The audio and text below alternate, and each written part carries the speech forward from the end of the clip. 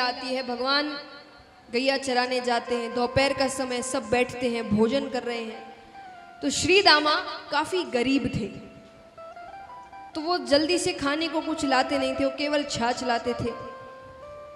भगवान कहते श्री दामा बड़ा होशियार है, हम जो भी भोजन लाते सब खा लेता है, पर अपना छाछ कभी देता नहीं हमें खाने के लिए, पीने के लिए। अब वो श्री दामा क्यों नहीं देता? श्री दामा सोचे कि कन्हैया इतना धनवान है, नित नए नए पकवान यशोदा मैया उसके लिए भेजती है, छाछ जैसी साधारण चीज का स्वाद लेने दूं मैं उसको? तो वो कभी भी नहीं देते थे। भगवान कहते आज तो मैं लेकर रहूंगा। भगवान ने ऐसा कहा तो डर के मारे श्री दामा ने अपनी छाछ जल्दी जल्दी पी ली। और जल्दी जल्दी के चक्कर में थोड़ी सी छाछ यहाँ गिर गई। भगवान उसको अपने मुख से चाटते हैं।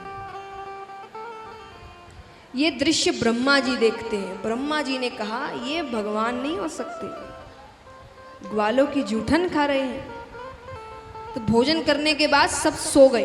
तो ब्रह्मा जी नीचे आते हैं और जितने भी ग्वाल बाल थे उन सब को ब्रह्मलोक लेकर आ जाते हैं। भगवान नींद से उठते हैं तो उनके आसपास सब गायब।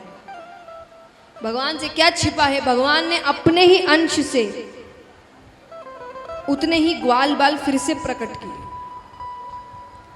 अब कुछ समय बाद ब्रह्मा जी फिर तो भूल गए, वो ब्रह्मा जी फिर आते हैं कि देखो क्या हाल चाल है। जाकर देखते तो सब कुछ वैसा का वैसा। ब्रह्मा जी समझ गए। क्यों समझ गए? क्योंकि रचना का कार्य सिर्फ दो ही जनों को दिया गया है, या तो ब्रह्मा जी या विष्णु भगवान। तो जब ब्रह्मा जी ने किया नहीं तो विष्णु भगवान ही कर सकते हैं। वो माफी मांगते हैं। भगवान कहते हैं मैं हर पाप के लिए क्षमा कर सकता हूँ, लेकिन कोई मुझे मेरे भक्तों से दूर कर दे मैं क्षमा नहीं करता। तब ब्रह्मा जी ने उनके लिए एक स्तुति करी, जिसे सुनकर वो प्रसन्न होते हैं, ब्रह्मा जी को माफ करते हैं। यहाँ पर एक और छोटी सी कथा आती है। अधासुर नामक दैत्य आता है। भगवान सब बच्चों के साथ खेल रहे थे, तो वो बीच रास्ते में अपना मुख अजगर का रूप लेकर आता है, अपना मुख खोल कर बैठ जाता है। तो दूर से कोई आए तो उसको दिखने में लगे कि कोई गुफा है। तो बच्चे खेलते खेलते खेलते गुफा के अंदर चले गए। भगवान भी गए हैं। अब अंदर अंधेरा है। भगवान ने अंधेरे का फायदा उठाया, अपना आकार बढ़ाते हैं। बढ़ते बढ़ते भगवान उसके पेट को फाड़ते हुए निकल जाते हैं। उसकी मृत्यु हो गई। बच्चों को कुछ पता ही नहीं चला, वो खेलते खेलते फिर बाहर आ गए।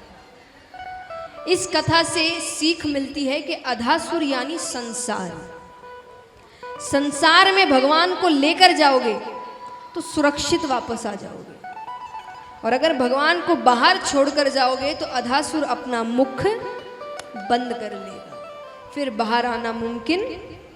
तो संसार में जी भर के रहो, काम करो, जो करना है करो, धन कमाओ, लेकिन भगवान को साथ में रख कर। ये आपकी शक्ति है।